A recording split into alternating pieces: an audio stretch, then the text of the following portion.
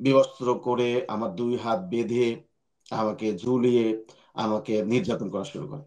এবং ওই যে আ প্রাইভেট পার্টে কারেন্টের শক দেওয়া শুরু করে। এবং হুম, এত নির্যাতন করে কিছুদিনের মধ্যে আমি সেন্সলেস হয়ে যাই।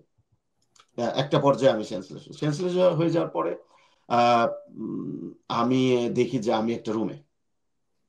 আমার যখন জ্ঞান ফিরে তখন দেখি আমাকে একটা রুমে এবং ওই সময় কিছু ডাক্তার আসে আমাকে ইনজেকশন দেয়, এই করে। কিছুক্ষণ পরে আবার সুস্থ হই। সুস্থ হওয়ার পরে তারা আবার নিয়ে যায়। তো এই যে নির্যাতন শুরু হলো তখন আসলে তারা আমার কাছ থেকে সত্য কিছু উদ্ধার করবে এটা মনে হয়নি। এটাই মনে হয়েছে তারা প্রতিহিংসা বশত শুধু আমাকে নির্যাতন করছে। প্রতিহিংসা। এরকম না যে তারা একটা সত্য উদ্ঘাটন করতে চায়।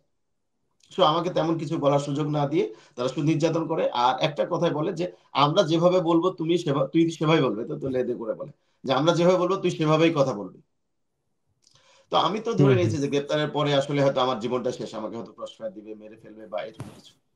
তো যখন জুলুম নির্যাতন করে তো আসলে তখন তো আ আর আমি যে বেঁচে থাকবো কি থাকবো না, এইটা তো আসলে আমি জানি না। আমি সবসময় আল্লাহর কাছে দোয়া করছেন আল্লাহ যেন আ আমাকে মানে হেফাজত করেন।